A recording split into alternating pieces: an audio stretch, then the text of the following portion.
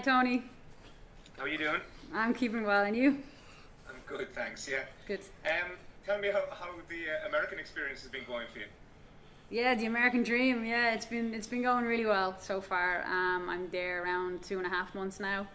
I had a little bit of visa delays with everything going on with COVID and everything, but was just happy to finally get there and catch kind of the tail end of pre-season and the Challenge Cup. And now our league has begun, and we have 4 games played now in the league, and I played in the last 2, so very happy with how it's going so far. Yeah. And has Denise helped you settle in? Of course, yeah. Denise is like a mother to me over there, believe it or not. She's always making sure I have my sun cream on before going out to training. So yeah, I had to adapt to the heat. That was one thing I definitely had to adapt to. But yeah, she's taking good care of me, and yeah, it's great to have her there on the team with me. And how did the move come about? Yeah, it was all very last minute actually. I was just home in Ireland over the Christmas break, and Denise actually messaged me being like, "What's your contract situation? My coach is interested in you," and it just rocketed from there. And I had a call with Pauw Riley the next day, and it happened very quickly. You know, they needed a right centre back, and yeah, within a week or 2, then we had the deal done. It's brilliant at this stage of your career as well. I mean, do you almost think it's a pity you didn't do it earlier? Yeah, of course. You do kind of think, oh, I would have loved to have that opportunity earlier on in my career. It really would have helped my game develop. But, you know, I feel like everything happens for a reason, and I had that path for those experiences that I got along the way, and perhaps without those experiences I wouldn't have been where I am now. So I'm grateful for how my career panned out and for everything that happened, and I'm just delighted to have finally got to that level of playing in a team of that caliber, really. And how do you think it'll affect your position in the Ireland team? I mean, you're a mainstay of the team, of course. What are you expecting from the 2 Iceland games? Yeah, they'll be really tough tests. Similar to the last friendlies against Denmark and Belgium, and it's great to have those sort of tests against that caliber of team. We need to push on now against the likes of those teams. You know, you could see from the friendly games that we can compete now with those type of teams and put in good performances, but now we need results. And again, it's just a great opportunity for us to have a really tough test. Best of luck to you. Thank you, Dan. Thank you, Tony. Dan Pentland. Thanks, Gareth. Hey, Diane. Hope Hi, Dan. you're well. Obviously, we just mentioned there playing alongside Denise. I think in the last 2 games, you've both started the game. You know, does that kind of help you kind of build any kind of momentum in terms of your preparation coming into this camp, being able to play, you know, a couple of club games alongside a fellow national team colleague? Definitely, yeah. You know, you build up those sort of relationships not only off the field but on the field, and we play quite close to each other positionally wise with the courage, and you just form that kind of non-verbal communication that's so valuable at international level. And if you notice, a lot of national teams that do so well, they have a lot of players that are playing club football together, and it's the reason why it works and it gels, because it's not easy coming into international football, and you know, you might have seen each other for a couple of months and you have to adjust to new players in the squad and whatever have you. So it definitely helps. You know, we play well together. I know she's always looking for the ball, always available, always wants the ball even when she's under pressure, and to be honest, I'm just always looking for her as well. So it definitely helps coming into the Ireland setup, and I really hope we can sort of transfer how we play with the courage into the Irish team now. And how much has it kind of benefited her, obviously with the COVID situation, going out obviously to England to get some games before returning to Courage? You know, has that really kind of kept her in tip-top form? Yeah, well, she had to basically. I mean, if she wanted to play for Ireland in the last campaign, she needed to, because she wouldn't have been able to fly and do all of the you know, the quarantines and everything. So she needed to be based in Europe, and that was why she took that decision. So it was more so for Ireland than anything else. And just finally, I think 2011, I think, did you have a little spell in Iceland? I did, yeah. You know, what was that like, you know, looking back on that experience ahead of obviously returning this week? Yeah, that was my first pro contract. So, you know, I had just come out of college, and yeah, I'd been approached from a team up north in Iceland, Akureyri, and yeah, I mean, it was just my first chance to get involved in pro football and you know, live my dream, and I just went for it, and it was a short stint. It was just a couple of months. The team had qualified for the Champions League, so they had wanted to kind of bolster their squad a little bit, and it was a great experience. I mean, the club treated me really well. It was a good professional setup. But of course, I didn't see my future there, and I wanted to go on to achieve bigger and better things. But really nice people, and yeah, it was a good setup, a good professional league. Interesting climate conditions here, but definitely an interesting country to come and visit. That's brilliant. Thanks very much, Diane, and best of luck for midweek. Thank you. Thanks, Dan. Jared Brown. How are you, Diane? How are things? Sorry, I still have my mic on mute there. Hi, Jared. Just looking, obviously, you're one of the oldest members of the team as well, and just double checking, you were involved in the playoff against Iceland in 2008, were you? No, I actually wasn't, no. Alright, well, I was just going to say, even that team, obviously, that was the closest Ireland have ever got to qualifying for a major tournament. So, how far do you think the current squad are off the status of the team from 13 years ago? Oh yeah, we're much closer. Obviously, you know, results have proven that, and even in the last campaign as well. You know, we were a whisker away from qualifying, so we're getting closer and closer, and building, and hopefully, yeah, our time will soon come. Yeah. I was chatting to Vera out in Abbottstown on Friday, and she was saying the main reason picked Iceland for these matches because they're very similar to the likes of Sweden and Finland going forward since that campaign. Yeah. Obviously, I know you played over there, it's a long time ago now at this stage, but have you got much of a chance, or do you know much about this current Iceland team yourself? Yeah, I mean, they're always a strong team. They qualify for the major tournaments consecutively, and I've actually played with a few Icelandic players throughout my career, and really talented players. And you know, they have a lot of players even in their current squad that are playing at big clubs. You know, you have Sarah Gunnarsdottir playing in Lyon, really strong, dominant midfielder. There's a couple of players in America, so they have a lot of good quality players playing at quality clubs around the world. So it'll be a tough test. Yeah, you were saying there at the beginning with Tony, living the American dream, playing your club football over there, and we had Eve on before, and she talked about kind of the balance between her kind of studies and solicitor background while playing with football. There is that kind of mix in the squad of, you know, players that are maybe still at the amateur, semi-pro status, and then players like yourself, professional status. I suppose just even from a kind of personal kind of point of view, does it kind of make you kind of realise how kind of fortunate you are and grateful you are that you have made it to a stage where this is a full-time employment for you? Yeah, of course. I mean, it's a little bit more available now to the younger generations. You know, when I was first starting off, my dream didn't even really exist, you know. So over the years, I was able to develop, and luckily then more professional teams came about. But obviously, I think that's the goal ultimately for all the girls in the squad, whether or not they're still in secondary school or in college. You know, I hope that's their ambition, and it's something that they can really achieve.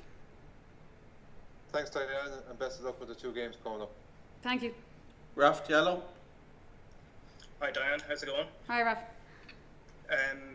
I was talking to Marie Curtin, I think it was back sometime last year, about Pauw Riley, because I think she would have played with him at college at one point. Yeah. And obviously Denise has had experience with him as well. You've had a few months now being coached by him. What have you learned from him?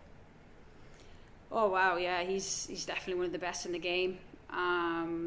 I think the biggest thing is his standards, what he expects day in, day out. You know, we train like we play, and that's just not kind of off the cuff remark. It literally is it's the intensity of a game every day in training, and that's the standards that he sets and he demands of his players. And of course, it's the way he wants to play, his philosophy for football.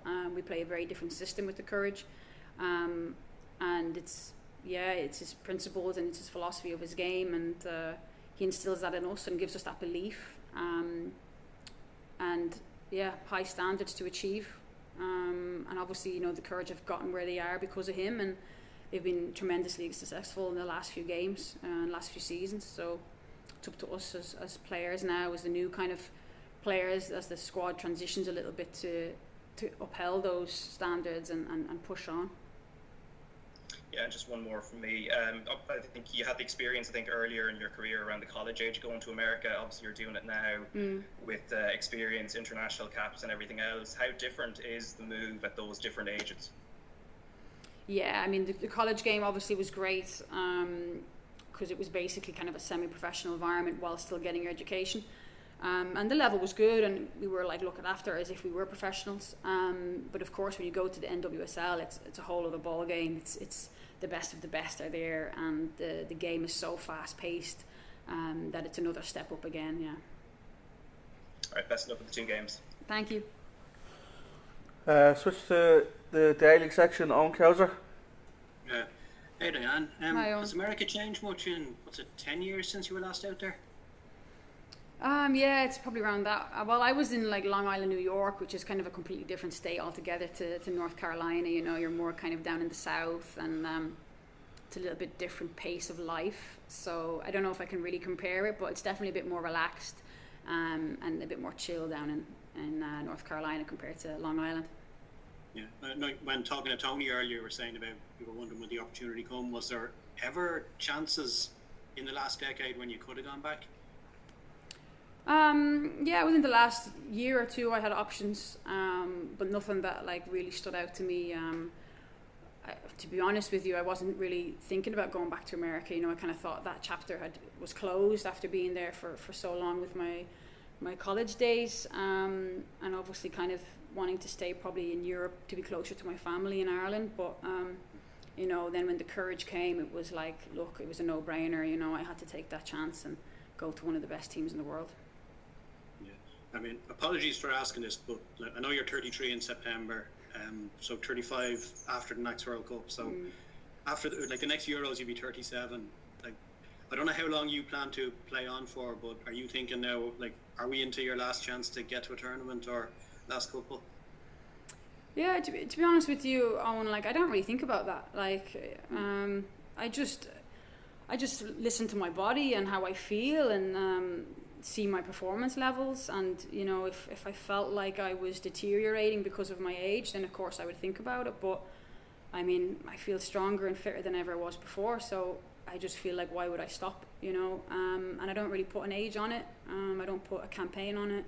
I just see how I feel and see how long I can keep going for. You know, I'm doing what I absolutely love, you know, and I wouldn't want to be doing anything else. So as long as my body is feeling good and my performance levels are good, then, I mean, why would I stop? Yeah, and how long's the contract in North Carolina? It's 1+1, so with an option of a second year. Oh yeah, so like you do have well, it sounds, even by American standards, the future is reasonably secure. Yeah. I mean, you never know in football, but yeah. Thanks very much. Mark McCadden. Hey Dan, how are you doing? Hi Mark. I suppose maybe in a way, can this move add a couple of years to your career? I presume you'll be kind of the training will be the best that you can get, and the facilities and recovery and all that kind of crap. Do you think it could add a couple of years? Yeah, you're right. It really could. You know, you touched on it there. The recovery over there is exceptional. You know, it's probably the best I've ever had. So I'm really making the most of that, because not only my stage of my career, but also because of the intensity that we're playing at over there. You know, it's a higher level, day in, day out. So of course you have to look after your body, but that's something I've always done in my whole career. And I think what's prolonged my career and why, touch wood, I haven't had any major injuries. So that's something that I'll continue to do. And again, hopefully with the expertise of Pauw and the level that I'm playing at over there, can only improve my game. And then, you know, when you improve as a footballer, why would you stop? You know, you would obviously keep going to try to reach new ceilings. So it's definitely the aim. Excellent. Look, obviously Germany's a high standard, but yeah. I mean, was there a significant jump? Did you notice straight away when you went over? I think the most significant jump was just within my own team. You know, obviously the Bundesliga is a really high level. It's one of the best in Europe, but when you go into an environment of the courage, it's just the players from 1 to 28. They're just amazing. You know, it's some of the best players in the world. So it's just the level of the individual quality, and I would say the daily discipline and commitment that everyone is just 100% focused on being the best that they can be in that environment. So it was more so, I think, the team element more than the league per se, but generally the league is a higher paced league. You get pressed quicker, they're just more athletic, you know, the fitness levels are through the roof, so it's, of course, you have less time on the ball and the speed of play is much quicker generally in the league. Excellent. Come here, I know you described the move as a no-brainer, but like almost 5 years in Germany. Was it a tough decision at all to make the move? Yeah, it was, to be fair, because I was very settled there, and I was happy, also being captain of my team, my club, and I had, a lot of strong emotions to that club, so it wasn't so easy to leave, no, but of course you have to make these decisions that are the best for your career. Excellent stuff. And look, how important are these 2 games to I know that there's a few months to go before the qualifiers, but how important are these 2 games to the team? Yeah, like I said before, this gives us the chance to compete against the really top teams and hopefully take that next step now to get results on the board, because a long time now we've been saying, okay, the performance levels have been good, but we need the results to go along with it. So 2 really good tests against a tough Icelandic team. So hopefully we can really develop and get some good results. Excellent, and best of luck. Thanks, Mark. Dave Kelly. Hi, Diane. It's hard to keep up with seasons starting and ending in all different sports. When's the NWSL finishing? The regular season ends at the end of October, and then depending if you get into the playoffs, into the official championship, that will be in November, and then it will run to the end pretty much of November. Okay, so there's no real conceivable problem with having a fallow period while internationals are taking place, in terms of, Denise had to come back to England last year. That doesn't seem to be a difficulty this time around, is it? No, you see, the only reason she did that was because their season actually got cancelled. Yeah. So then it was either play no football or go to England. So that was why she did the loan move, and that's why you've seen a lot of other Americans go across the water as well. It was just to get game time, because they cancelled the league because of COVID. Back to the new normal, hopefully. Just looking briefly at the league, a choppy enough start. I mean, it seems to be very competitive over there. I know the Courage are, predominantly a successful side. But what way is the league shaping up there? It looks to be very tight. Yeah, it is. It's a very tight league, and every team can beat each other on their day. There's no easy games, but there's been a bit of surprises, like you say, to the start of the league. The favourites, the couple of teams that were expected to do well have not started so well, and obviously we were one of them with 2 losses in our first 4 games. So Orlando Pride have surprised a few people with really good results on top of the table, similar to the new outfit Gotham City from New York, New Jersey. So but it's early days yet, and there's a lot to play for, and there's still players coming into teams, a few Europeans still yet to join. So I think once everything settles down, you'll start to see perhaps a more reflective table. Okay, lovely. Thanks.